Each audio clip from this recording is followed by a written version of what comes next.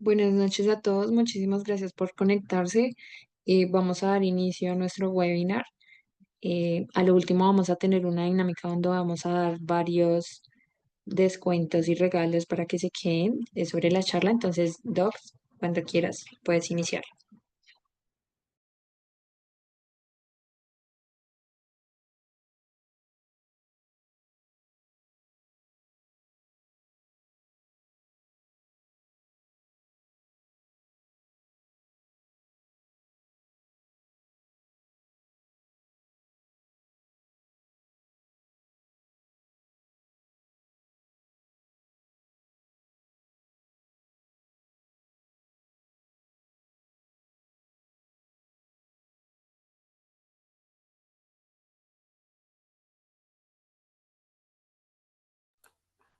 Hola, buenas noches. ¿Me escuchan? Hola, ¿me confirmas por favor si se escucha?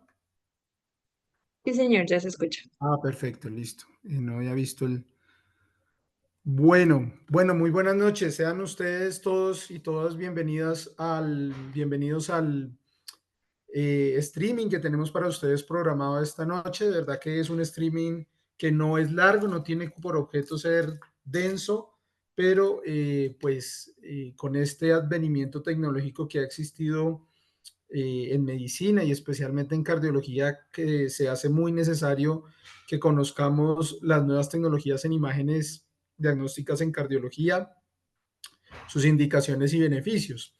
Yo soy docente de AMIR y para mí es un verdadero gusto tenerlos con nosotros esta noche como nos lo están comentando. Sé que es una hora difícil, nos es muy difícil a todos este tipo de horas, pero traté de ser lo más concreto, pero lo más explicativo posible de estas nuevas tecnologías.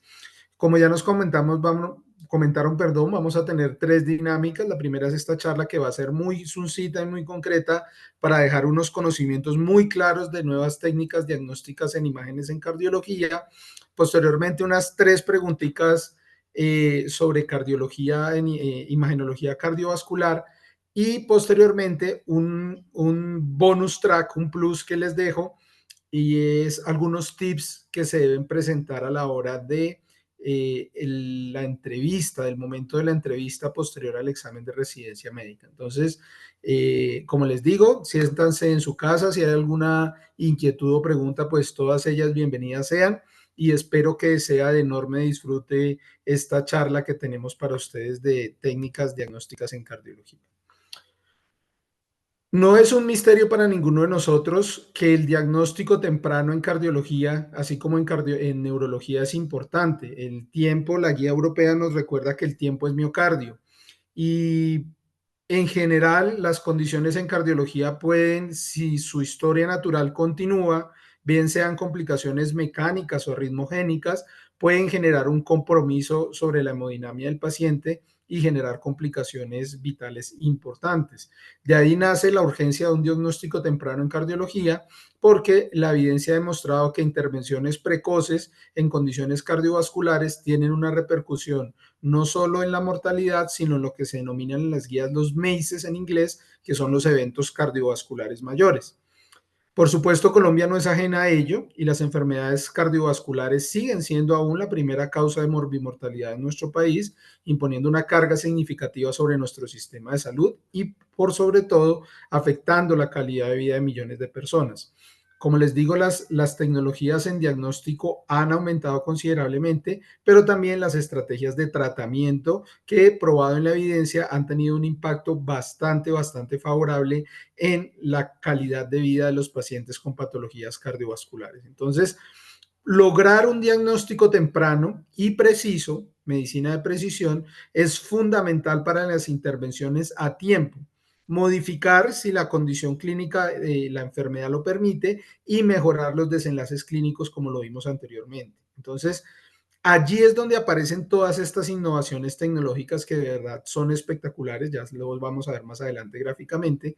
Estas nuevas técnicas diagnósticas no solo nos permiten optimizar la gestión clínica y ser mucho más asertivos con las aproximaciones diagnósticas, sino que también son un avance crucial en nuestra capacidad de ofrecer atención cardiovascular de vanguardia, de manera tal que no podemos ser ajenos a todas estas innovaciones, no solo en cardiología, sino en muchas otras especialidades que han permitido ser mucho más asertivos con la estrategia de diagnóstico y de tratamiento de los pacientes. Ese es el escenario por el cual tenemos que estar al día en este tipo de condiciones como lo es la patología cardiovascular, perdón, que como lo vemos es bastante prevalente en los países.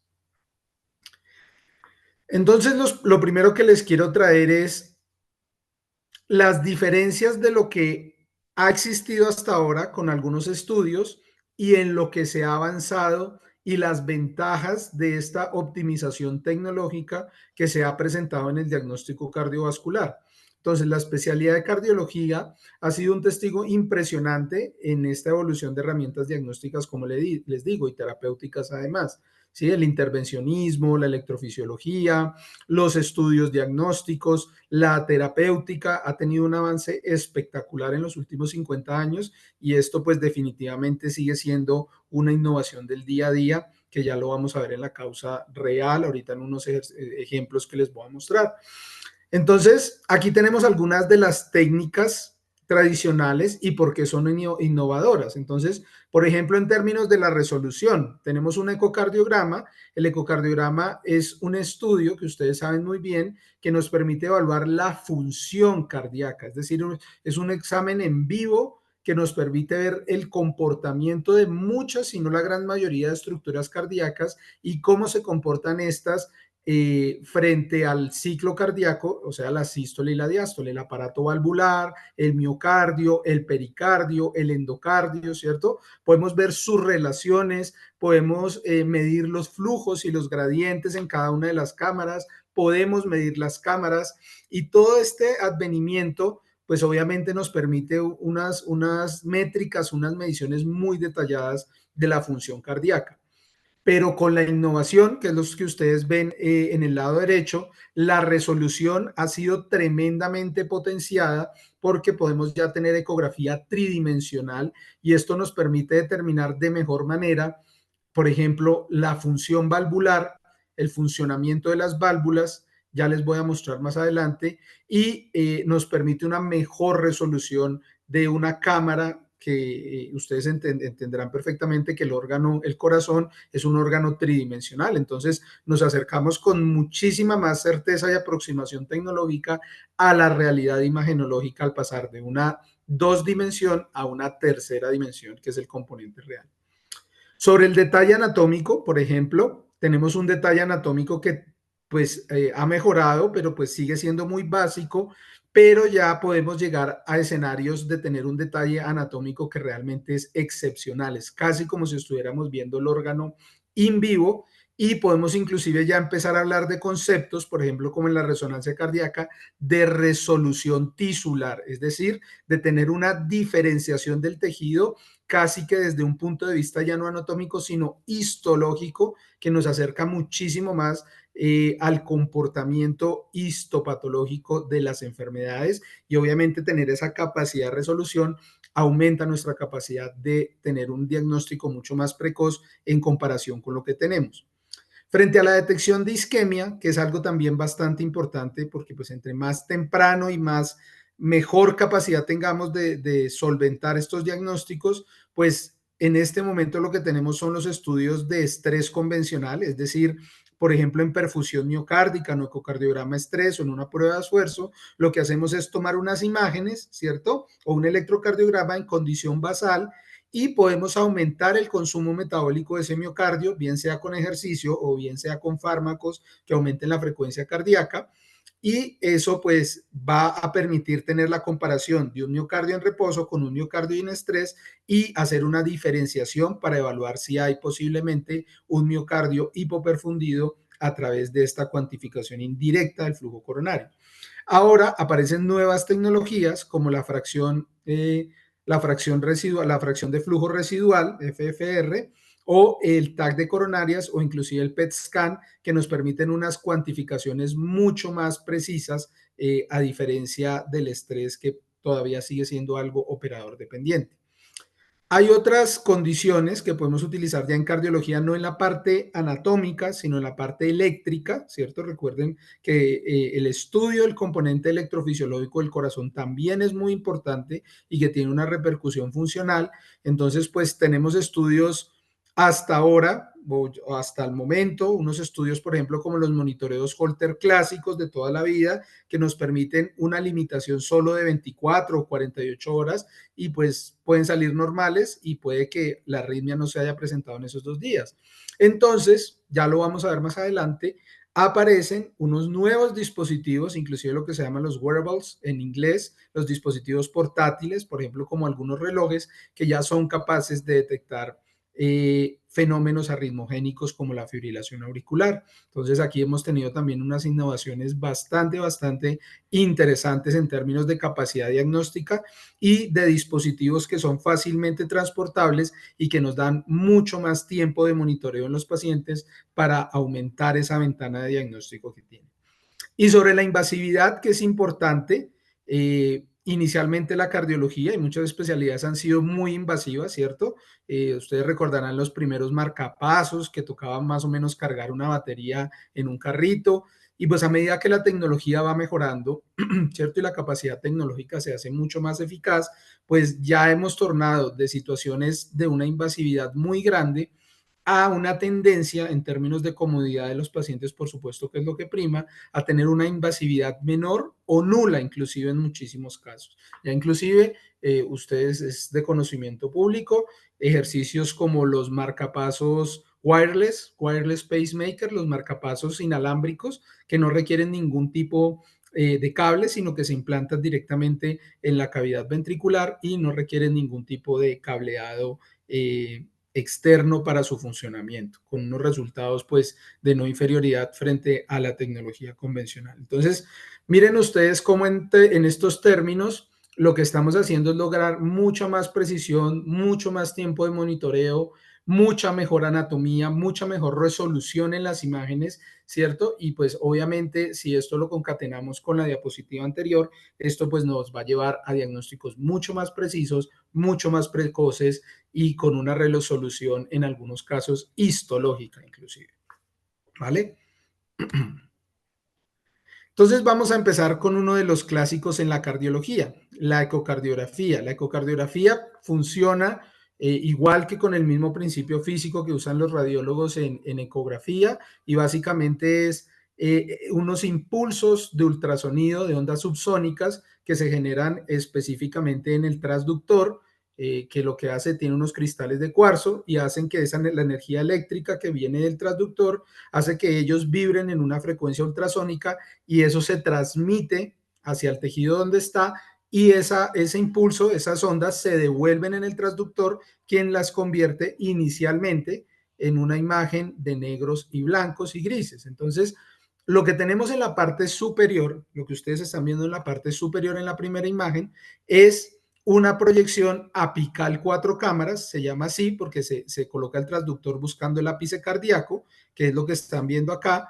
A la derecha, obviamente, si ustedes colocan el transductor, obviamente va a quedar el ventrículo izquierdo, es un poco como la tomografía, la aurícula izquierda, el ventrículo derecho y la aurícula derecha. Es decir, esto solo está en un plano bidimensional. Esto es una proyección 4 cámaras apical y pues aquí estamos viendo el septo interventricular, estamos viendo las válvulas cerradas, las válvulas auriculoventriculares, ¿cierto? Mitral y tricuspidia y estamos viendo también el septo interauricular. Entonces, aquí podemos hacer diferentes tipos de mediciones, podemos colocar flujo para mirar cómo se comporta ese flujo, mirar gradientes, ¿cierto? Mirar áreas, mirar diferentes comportamientos, por ejemplo, de comunicaciones interventriculares e interauriculares, y esto digamos que ha sido la ecocardiografía convencional.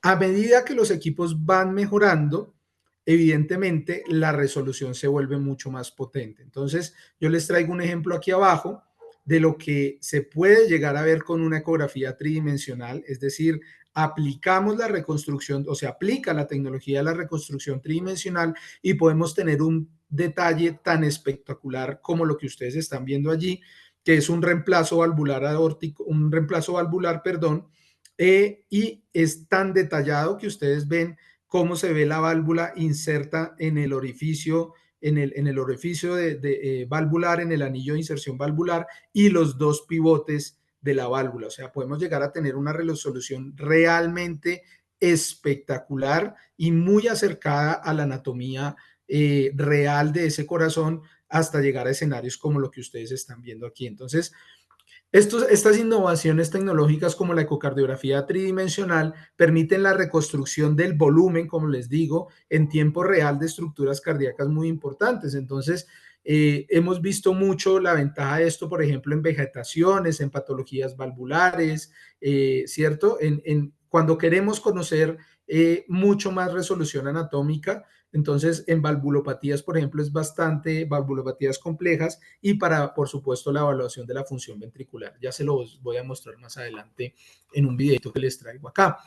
Hay otro concepto también que ha estado muy de moda y ahora lo reportan pues con el entrenamiento en strain, y es el strain, que traduce la deformación miocárdica, o sea, la capacidad que tiene esa fibra miocárdica de manera intrínseca para deformarse. Cuando se hace análisis de strain, cuando ustedes vean un strain, eso lo que hace es volver una medida esa capacidad del miocardio en tres planos, en el longitudinal, en el circunferencial, en el radial, para deformarse, ¿sí?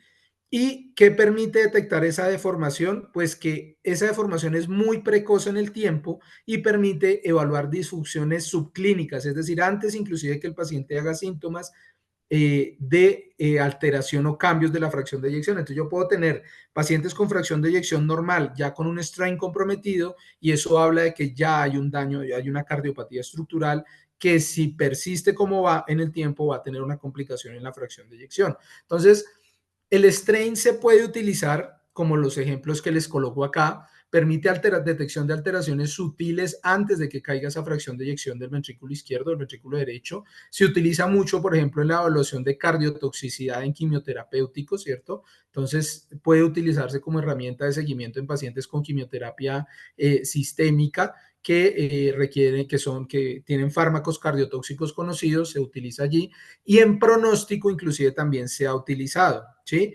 Entonces se puede utilizar en desenlaces, sobre todo lo que más se ha estudiado en insuficiencia cardíaca y en enfermedad coronaria. ¿Listo? Voy a permitirme mostrarles un video. Por favor, confírmenme que van a ver un video de YouTube. ¿Sí lo están viendo ahí? ¿Me confirman, chicos, porfa? Sí, acá ahí se ve. Listo. Entonces, aquí lo que vamos a ver es un comportamiento. Vamos a ver las dos imágenes. Lo que vamos a ver en estas primeras dos imágenes, al lado izquierdo es el modo bidimensional en uno de los ejes cardíacos, y lo que vamos a ver es una, una de los leaflets, una de las hojas de una de las válvulas cardíacas, ¿cierto? Con una vegetación que en el lado derecho de sus pantallas está con el comportamiento del flujo Doppler color. Entonces, les voy a mostrar la diferencia anatómica en este video de lo que se puede ver con un ecocardiograma bidimensional en una vegetación valvular, ¿cierto? A diferencia de lo que puede llegar a verse en tridimensionalidad de una vegetación similar. ¿Listo? En este caso, lo que vemos es una endocarditis en posición mitral, ¿cierto? Es en la válvula auriculoventricular izquierda, y vamos a ver la vegetación en el modo bidimensional y en el Doppler. Entonces miren ustedes, aquí está la hoja, y aquí en este extremo lo que se ve es ese flap que ustedes ven volando allí, y cuando se coloca el flujo Doppler, pues se ve evidentemente esa vegetación sobre la hoja. ¿Sí la ven allí bailando? Entonces voy a repetirlo porque se ve muy rápido. Entonces aquí se ve cómo se ve eso, como esa hoja volando en el viento, que hace parte de una vegetación en posición mitral con ruptura de la válvula. O sea que muy posiblemente este paciente es candidato para un reemplazo valvular. Vemos cómo se comporta esta vegetación en el modo bidimensional, pero también en el flujo Doppler color, para que haga un poco de contraste. Y finalmente, en el siguiente video, lo que van a ver es la vegetación, pero desde una perspectiva tridimensional. Entonces, miren ustedes, voy a pararlo acá, cómo se ven las dos hojas, ¿cierto?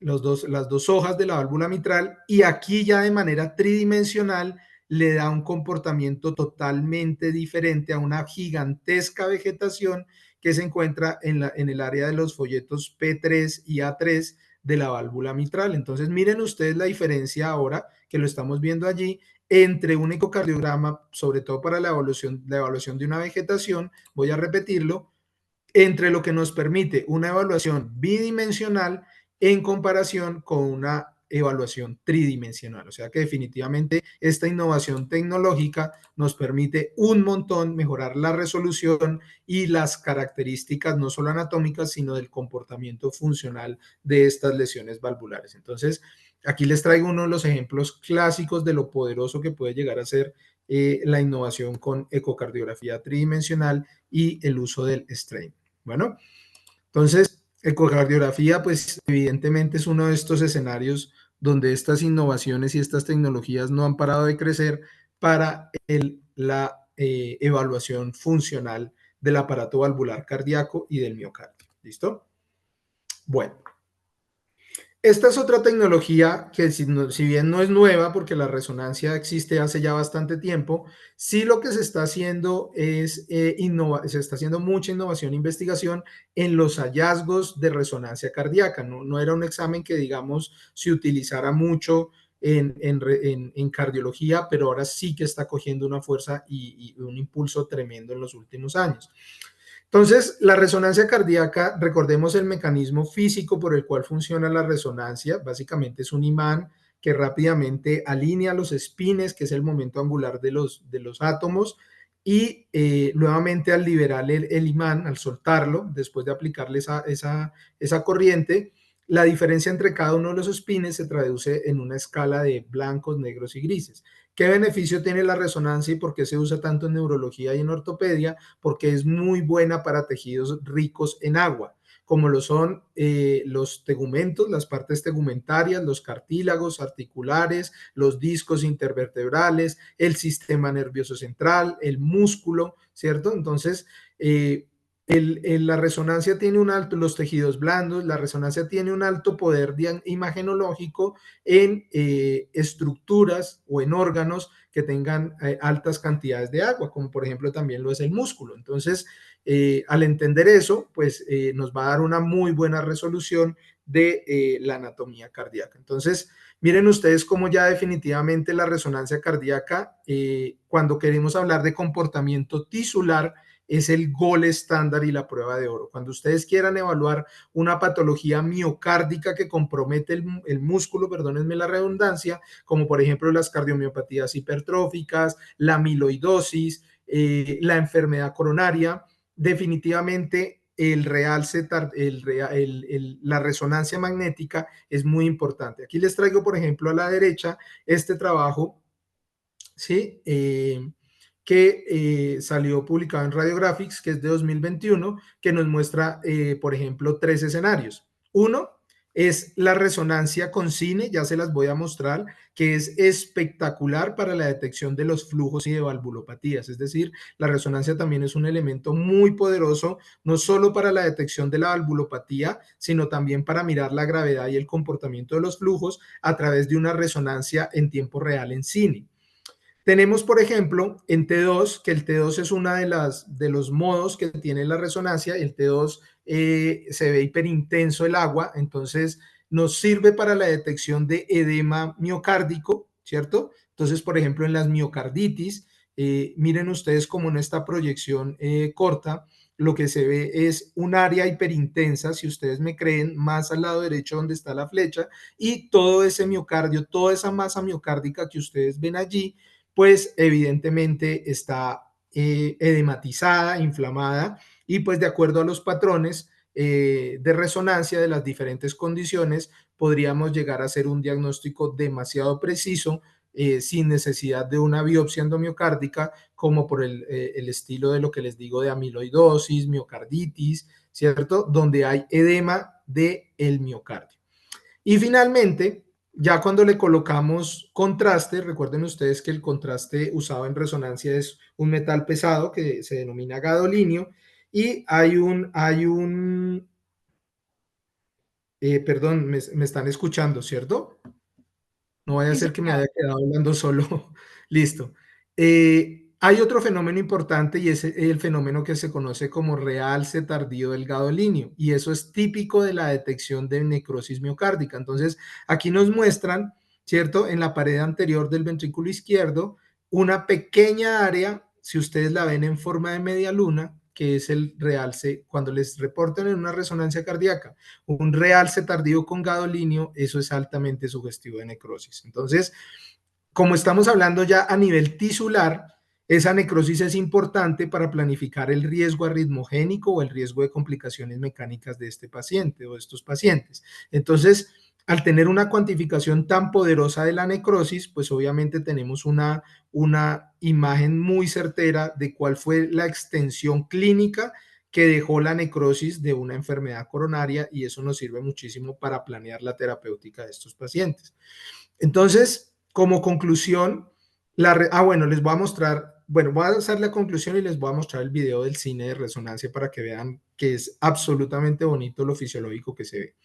La alta resolución de la resonancia y la capacidad para ofrecer múltiples planos, porque no solo está este plano, sino que podemos utilizar diferentes planos como en la tomografía y sin radiación ionizante, como en el caso de las tomografías, la hacen indispensable para la planificación de tratamientos y estratificación del riesgo. Entonces, por ejemplo, podemos tener una correlación entre estudios electrofisiológicos y estudios anatómicos en preablación de arritmias complejas y, como ya les dije, en la diferenciación por patrones de algunas miocardiopatías, el Takotsubo, la amiloidosis, la cardiopatía hipertrófica, la displasia ritmogénica del ventrículo derecho, o sea, muchas patologías como miocardiopatías que tienen un comportamiento especial en las imágenes.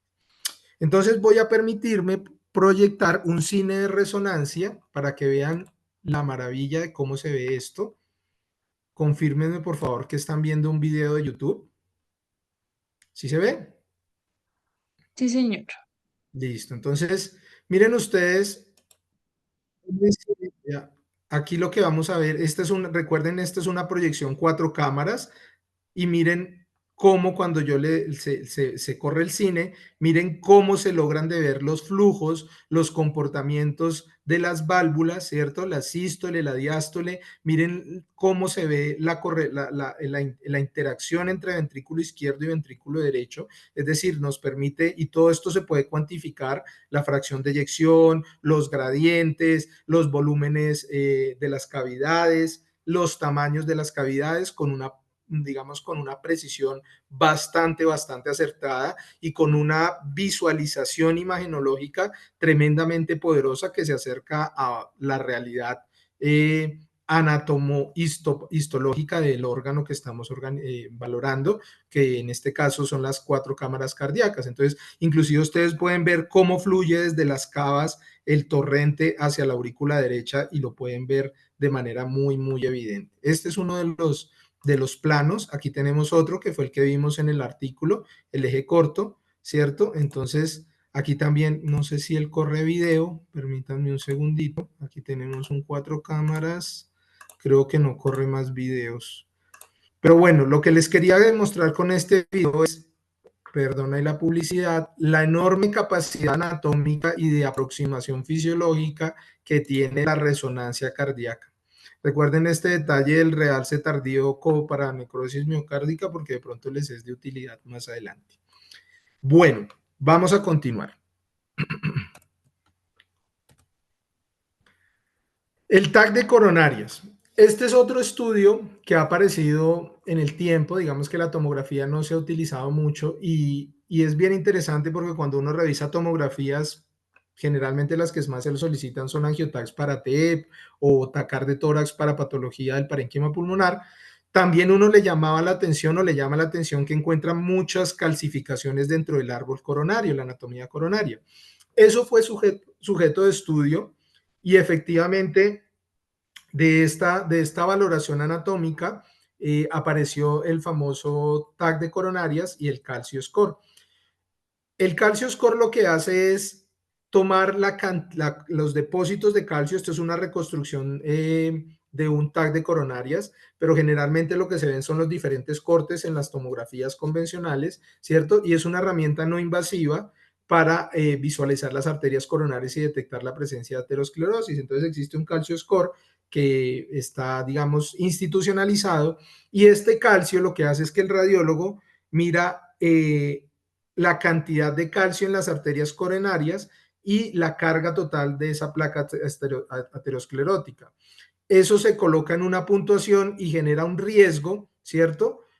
Para saber cuál es el riesgo de un evento cardiovascular mayor y de un evento coronario de este paciente, de manera inclusive subclínica. Entonces, el mensaje que nos dejan este tipo de estudios como el calcio score es que si un paciente ya tiene calcificaciones coronarias, aún sin que le calculemos el calcio score, es un paciente que ya tiene un riesgo cardiovascular importante. Miren, como en este caso, pues efectivamente aquí se ven diferentes depósitos de calcio en el territorio de la arteria descendente anterior, en la arteria circunfleja, inclusive en las valvas de la válvula aórtica, ¿cierto? Sobre todo en el seno coronariano derecho.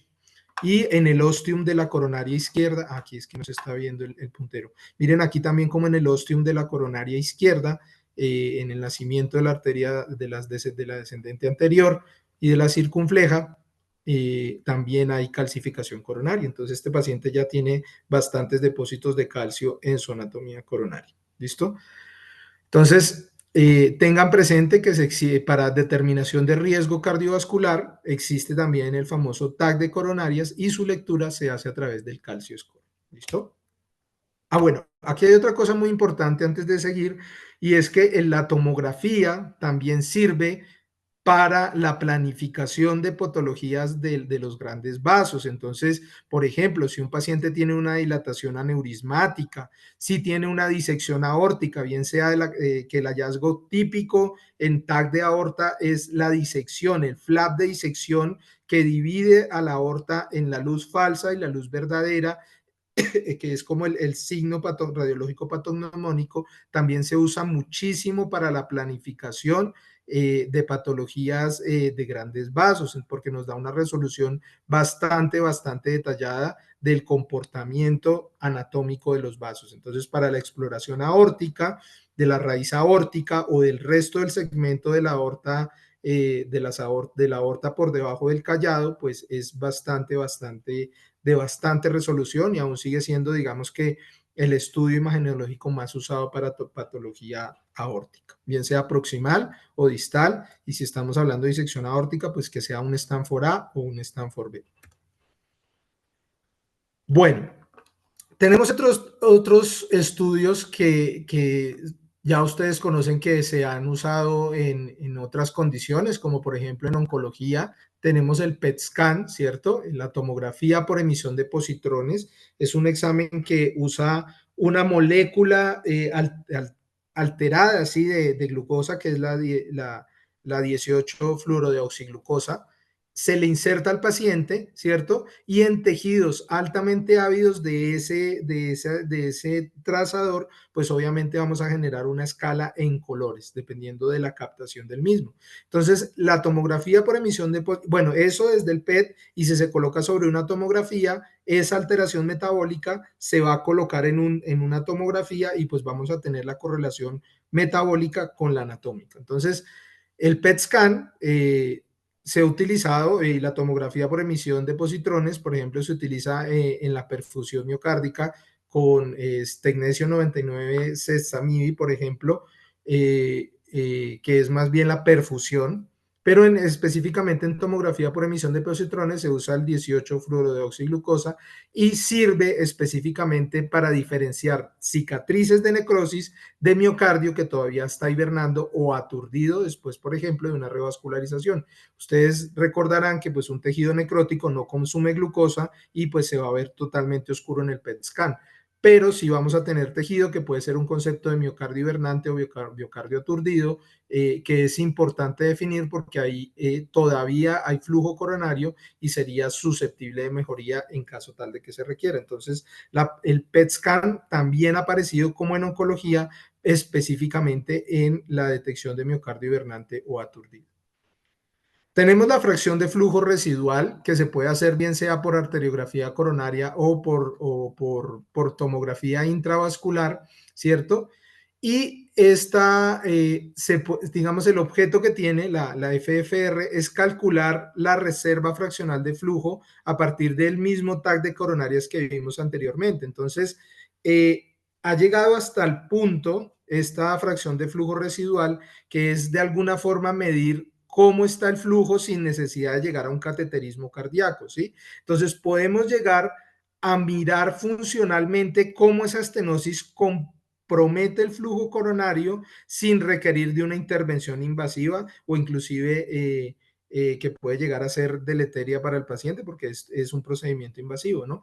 Entonces, aparece la reserva de flujo fraccional como una medida, de alguna forma como el Carcio Score, pero esta vez estamos midiendo el comportamiento del flujo coronario dentro de una coronaria y si esa estenosis tiene una condición crítica que amerite, por ejemplo, una angioplastia o una revascularización miocárdica quirúrgica, dependiendo del escenario y del mejor desenlace que se busque con esta técnica. ¿Listo?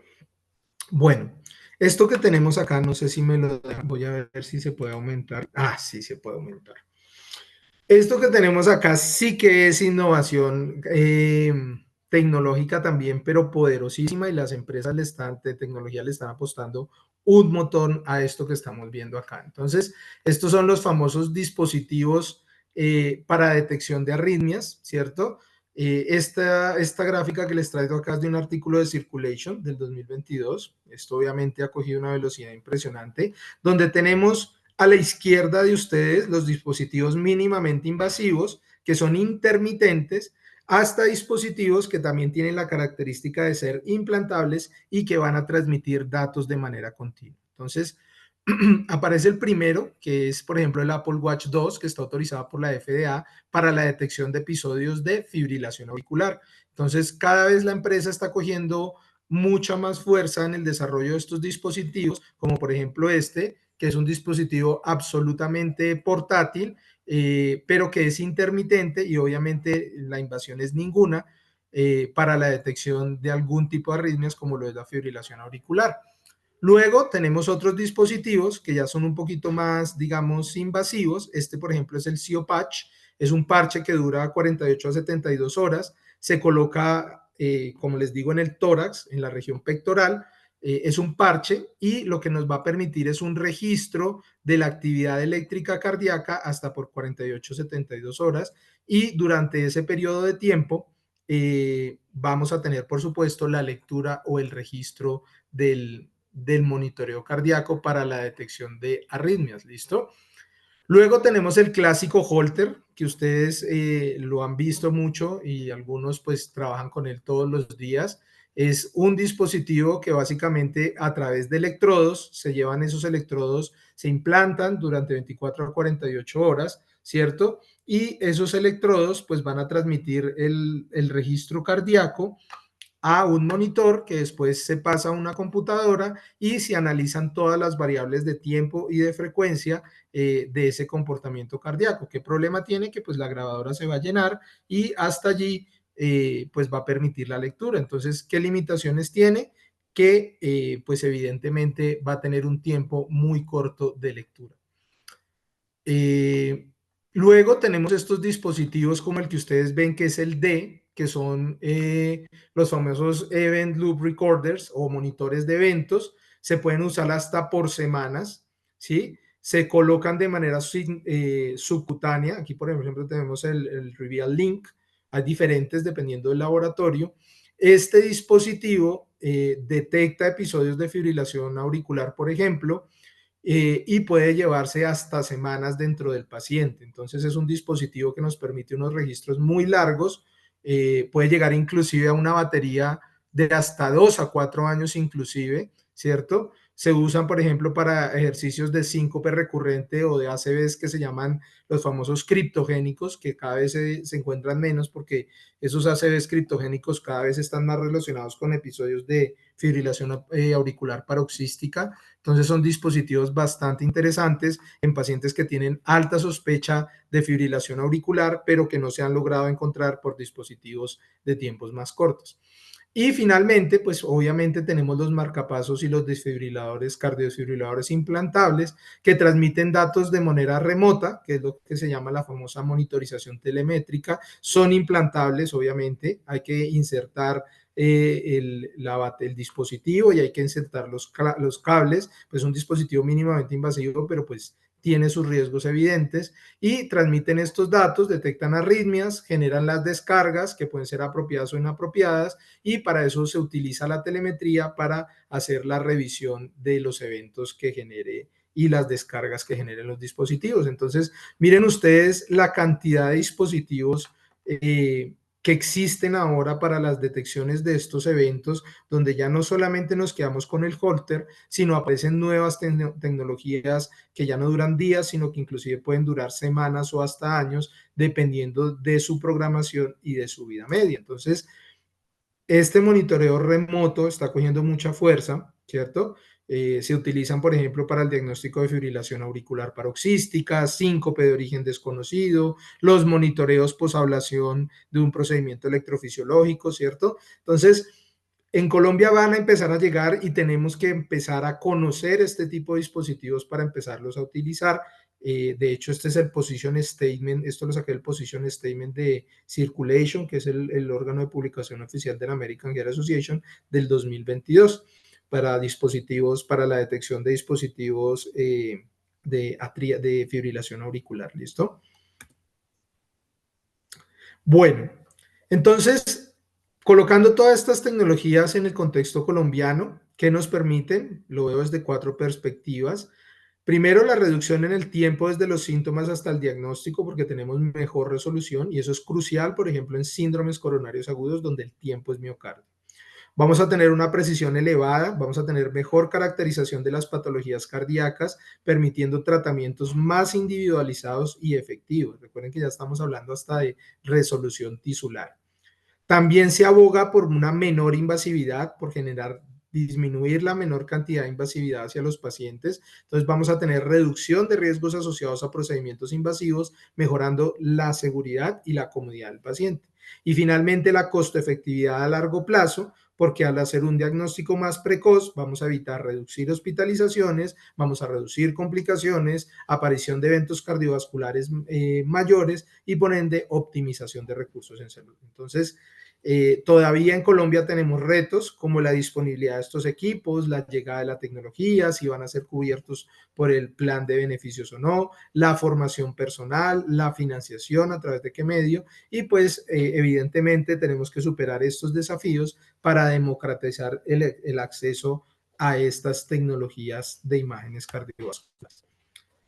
Entonces, mensajes claves, la integración de las nuevas técnicas, la precisión para el paciente, para mejorar la estratificación y la toma de decisiones, el contexto del reto colombiano que tenemos, pero tarde o temprano estos dispositivos van a llegar, y una responsabilidad que nosotros tenemos, que es la actualización continua, como estos espacios, porque el aprendizaje de por vida es esencial en estos ejercicios de imágenes cardiovasculares del día de hoy. Entonces, pues creo que sí, ya con esto terminamos. Entonces, pues les agradezco la disposición. Si hay alguna pregunta o alguna duda, bienvenidas todas. O si no, pasamos ya a al segundo evento del ejercicio, que creo que hay unos premios para ustedes. Entonces, si no hay ninguna inquietud, les quiero agradecer la disposición y vamos a pasar entonces a la segunda fase de la actividad y después un bonus track de cómo abordar las entrevistas de la residencia médica. ¿Listo? Muchas gracias por el espacio. Gracias, doctor. Bueno, yo les voy a compartir una dinámica que vamos a hacer, es un examen, es referente a la charla que acabamos de ver. Entonces el primer puesto tendrá el 30% de descuento y el segundo puesto tendrá una caja de manuales. Voy a compartir mi pantalla.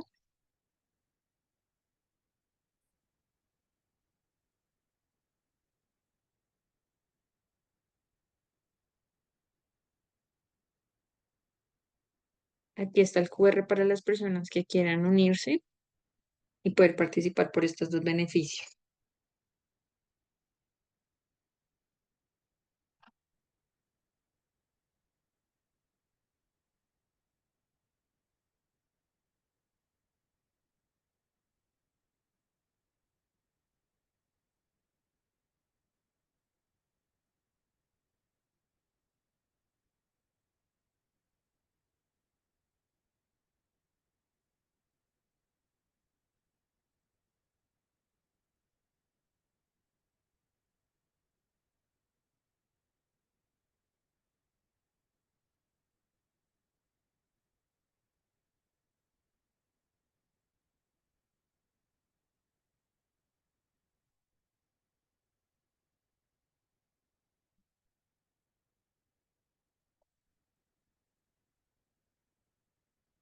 Pero solo falta Ángel y Daniela.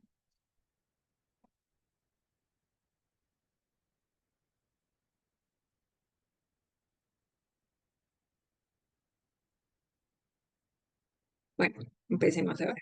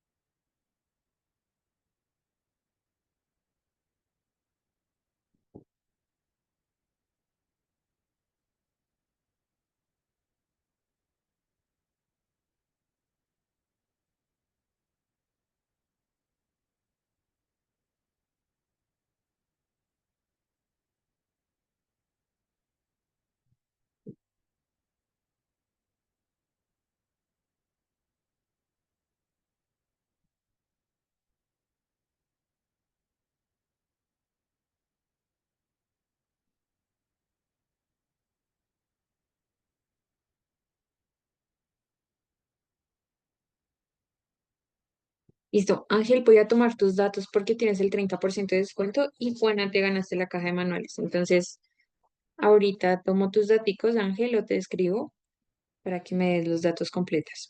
Y Doc, si quieres, entonces vayamos con la segunda parte. Bueno, chicos, felicitaciones. Yo espero que hayan disfrutado mucho esta relatoría de esta noche, que les haya sido de mucha utilidad. Bueno, les tengo 5 tips para el momento de presentarse la entrevista de residencias médicas. Es un momento que a muchos nos pudo haber llegado a generar mucho estrés. De hecho, nos da a veces más pensadera el momento de la entrevista médica que el mismísimo examen de residencia.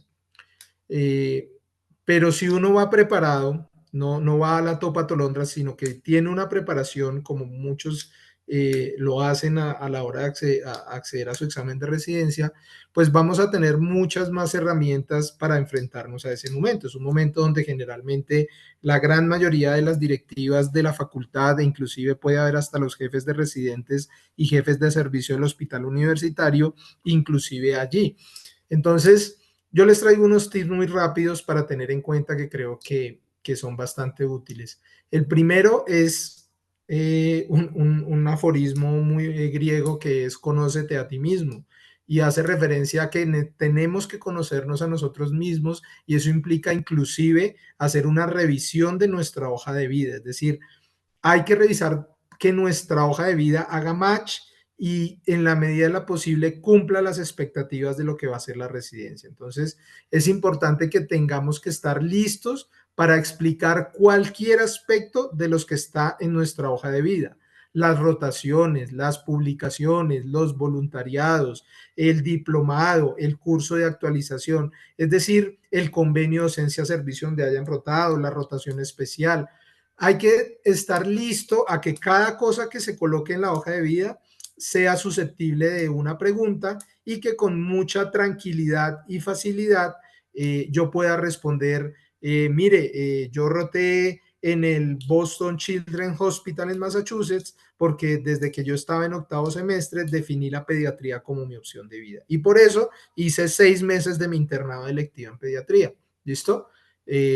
Si tienen un proyecto de investigación, yo trabajé en el estudio, en el trabajo de investigación de ortopedia de los doctores tales y tales, porque veo definitivamente en la ortopedia y en la investigación y en la asistencia la especialidad que yo considero que debería ser para mí. Entonces, es muy importante que todo lo que ustedes pongan en su hoja de vida vaya enfocado hacia la especialidad y que sea susceptible de generar una respuesta tranquila, honesta sobre la realidad de su hoja de vida frente a la entrevista. El segundo punto es, y es muy importante, apreciados colegas, es el por qué. Esa pregunta es una pregunta clásica y hay que dominar la pregunta de por qué esta especialidad, ¿sí?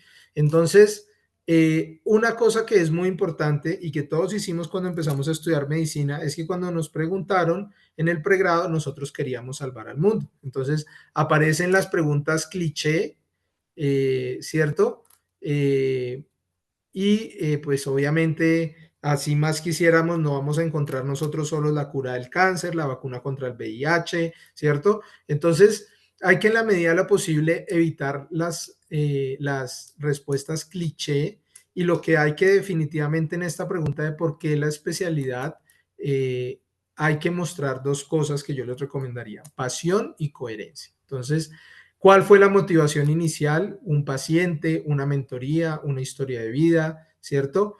Experiencias que hayan confirmado tu elección durante mi rotación, este proyecto de investigación y cómo tus aptitudes, las aptitudes, la forma y las actitudes te quieren llevar al perfil del programa de esa universidad donde te estás presentando. Entonces, hay que conocer el perfil el PEI, ¿cierto? El proyecto educativo institucional de la universidad a la que se está aplicando para tratar de hacer match de lo que usted tiene como expectativa a cómo encajar en ese perfil de programa que es el que usted va a acceder. Entonces hay que conocer de alguna forma, con algún detalle, qué valor agregado le ofrece el programa, la especialidad a la que usted está aplicando dentro de esa facultad. ¿Listo? Tercer tip que les doy es, y también se ponen ejemplos en las preguntas, en las entrevistas, en las preguntas de la entrevista, y es preguntas sobre momentos éticos y de situación, ¿sí? Entonces, ¿qué pasaría si su R1 llega alicorado a un servicio? ¿Qué pasaría si un interno toma una decisión que nunca fue dada por su residente o por el instructor de turno? ¿Qué pasaría si tal cosa, tal escenario ocurriría en su institución o durante la residencia? Entonces, estas preguntas son bastante, digamos, solicitadas en los exámenes y eso tiende a inestabilizar mucho a los aspirantes porque nunca se han puesto en esa situación. Entonces, digamos que yo les recomendaría, hay una metodología que se llama la metodología STAR, que es un acrónimo de situación, tarea, acción y resultado. Entonces, cuando le hagan una pregunta de situación, pues uno debería imaginarse la situación, generar una tarea que debería llevar a una acción que debería generar un resultado, ¿sí? Entonces, cuando existen estas preguntas de éticas y de situación, pues hay unos temas que son clásicos, ¿sí? El conflicto entre equipos, conflicto entre residentes, conflicto con estudiantes, conflicto con otro personal de la salud, errores médicos, manejo del estrés, conflictos en salas de cirugía, disentimientos o consentimientos que haya entre instructores y residentes. Entonces, aquí es importante tratar de ser resolutivos, porque lo que se está buscando de ese aspirante es que no sea otro problema más dentro de la institución, sino que sea otra persona propositiva que ante una situación crítica o una situación ética que requiera de su concurso, pues sea propositivo y sea una solución positiva para resolver conflictos. Entonces, ténganlo muy presente, ¿sí? Hay otra cosa muy importante y es cuidar, muchachos, la comunicación no verbal, ¿sí? Entonces, eso también, bueno, por ejemplo, Luis Sebastián, aquí me están escribiendo, voy a ver, por ejemplo, las preguntas que vienen, que me parece muy interesante su participación. Eh, por ejemplo, esa pregunta del R alcoholizado o el interno, ¿cuál sería una buena respuesta? Entonces, Luis Sebastián, evidentemente, digamos que las instituciones públicas y privadas tienen un código de trabajo. Y evidentemente, si uno revisa el código de trabajo donde tú estés trabajando acá, ni un piloto de avión ni un médico pueden entrar bajo ningún tipo de sustancia psicoactiva a su turno. Entonces, yo que respondería, por ejemplo, Luis Sebastián, es que yo notificaría a mi jefe de residentes la situación o a mi jefe de servicio y sea a través de la universidad o del hospital universitario que se adhieran las respectivas condiciones de acuerdo al reglamento de trabajo. Es decir, yo no soy quien impone la sanción, yo no soy quien impone digamos, el castigo o la retribución que se presente mientras esta falta, pero tampoco puedo permitir por omisión que una persona que no puede estar en un turno bajo el influjo, perdón, de ninguna sustancia psicoactiva, cualquiera que sea, ingrese al turno. Así lo abordaría yo. Ya hay un manual laboral, hay un manual de residentes y pues que tenga que cursar el debido proceso frente a la universidad y frente a la institución. No sé si desde ahí respondería a tu pregunta, Luis.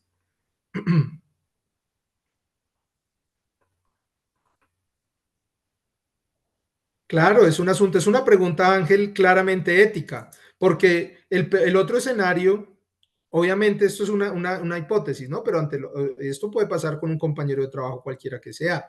Si se llega a enterar por otro medio que esa persona estaba en algún estado de alicoramiento, lo que sea, y yo también fui consciente de ello, yo estoy también siendo cómplice por omisión, porque lo vi así y no hice nada. Entonces, también estoy poniendo en riesgo las vidas que están a cargo de ese colega o de ese compañero de trabajo. Entonces, obviamente yo tengo que tener los argumentos, si es evidente o si es una sospecha, porque la gente también tiene derecho a la legítima defensa. Pero pues hay escenarios ojalá uno no tenga que cruzárselos donde es demasiado evidente, alteración del polígono de sustentación, aliento alcohólico, disartria, pues que el alicoramiento es evidente y pues uno no puede quedarse callado porque eso es como si un copiloto le permitiera a un piloto en un vuelo transatlántico manejarlo en estado de alicoramiento. O sea, allá habría omisión de las partes. Entonces, Ángel, esa sería la propuesta, ¿no? Podrían haber muchas propuestas, pero pues estas situaciones éticas se preguntan en los exámenes de residencia para que lo tengan presente, ¿vale? Bueno, perfecto. Entonces les recomiendo esa metodología STAR para la vida o para este tipo de preguntas porque sirve bastante. Y vamos en el punto, muchachos, antes de que pierda el hilo conductual de la comunicación no verbal. Ojo con eso, porque hay muchas universidades que inclusive meten al jefe del servicio de psiquiatría o a un psiquiatra especialista en conducta. Y eso cada vez es más frecuente en los exámenes de residencia. Entonces, hay que cuidar la comunicación no verbal, hay que ser naturales, hay que ser tranquilos, hay que tener contacto visual, no hay que tener miedo a que eso sea una exploración de nosotros, porque ustedes tienen el potencial de cruzar el río y llegar a la especialidad. Entonces, hay que tener un contacto visual natural, no quedarse pegado, sino tener un contacto como si uno estuviera hablando con una persona ya conocida, con su profe de confianza, con su compañero con su amigo de toda la vida, ¿sí? Con su novio, con su novia, con sus padres, con sus hermanos. Es decir, tiene que haber naturalidad en el ejercicio, ¿sí? no puede haber piernas inquietas, no puede haber frotar de manos, no puede haber rasquiñas frecuentes en la región occipital, que son síntomas indirectos o signos, perdón, no síntomas, signos, es semiología de alteraciones de nerviosismo, de ansiedad que pueden llevar a esa situación, ¿vale? Y hay otra cosa muy importante, muchachos, y es la postura que se tiene frente a la silla. Si me veo recogido, si me veo encorvado, si me veo recogido, nervioso, eso es muy importante y yo una recomendación que yo les doy en el AMIR es que practiquen frente al espejo, ¿sí? O frente al teléfono. Se pueden grabar ustedes mismos y después revisarse para que hagan una retroalimentación adecuada. Entonces, la comunicación y el cuidado de cómo me estoy viendo hacia afuera es muy importante. Puede que todo mi relato sea muy bonito, pero si mi comunicación verbal falla, es lo mismo que no hacer nada. Entonces, muchachos, les recomiendo muchísimo trabajar en la comunicación no verbal porque es muy importante a la hora de todo eso lo están mirando y no se sientan mal de que sea un ejercicio de observación, porque recuerden ustedes que dependiendo de la residencia, 3, 4 hasta 5 años, ustedes van a ser por lo menos parte de ese servicio. Entonces es muy importante conocer y reconocer a la persona que va a ser parte, va a ser match con ese programa. ¿Listo? Entonces, pues nada, ¿alguna pregunta o alguna duda, chicos? Bueno, ya para terminar, que para mí siempre es muy importante, bueno, Luis Sebastián, uno podría hacer investigación, digamos, sí, Luis, sí, mira, es muy importante, hay muchas, esto cada vez coge más fuerza, la investigación, y casi que ya de frente, como a bocajarro, con una escopeta, le preguntan al estudiante hasta publicaciones. Entonces, vincúlense de la forma que quieran, Luis Sebastián. Ahora están de moda los grupos de interés en especialidades, están los semilleros de investigación, está la comunicación internacional, están los grupos de estudiantes a nivel nacional e internacional, ¿sí? Entonces, por la vía que tú quieras, ¿sí? O tú mismo haciendo un diplomado, un curso, una maestría, bueno, ya dependerá de las expectativas de cada uno, pero sí que es fundamental la diferencia entre aquel aspirante que tiene alguna experiencia en investigación, cualquiera que ella sea, ni siquiera un artículo, sino pertenecer a un proyecto de investigación, a un grupo de investigación avalado por Colciencias, un semillero, o sea, cualquier tipo de experiencia, no necesariamente tiene que ser la publicación en Circulation o Nature, ¿cierto? O en el New England Journal of Medicine o en el Blue Journal, pero que haya algún tipo de experiencia, porque si por ejemplo los citan a uno, citan a 4, y de esos 4, uno tiene la experiencia de investigación y en los otros 3, ese uno tiene una ventaja competitiva enorme y gigantesca, cualquiera que sea la experiencia, frente a los otros que no. No sé si con eso respondo tu pregunta.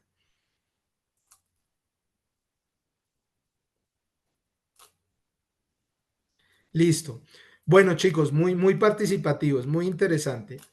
Ya para terminar, quiero agradecerles sus comentarios, conocer sus comentarios por escrito, agradeciéndoles, espero que haya sido un espacio bonito, propositivo, que haya sido distendido y que les haya generado herramientas para con toda seguridad acceder a su residencia soñada. Entonces, les agradecería de verdad de todo corazón que ahí a través del chat, como lo han venido haciendo, me regalaran sus impresiones del streaming que tuvimos hoy y pues de verdad que honestamente les deseo lo mejor en su camino hacia la especialidad que ustedes desean.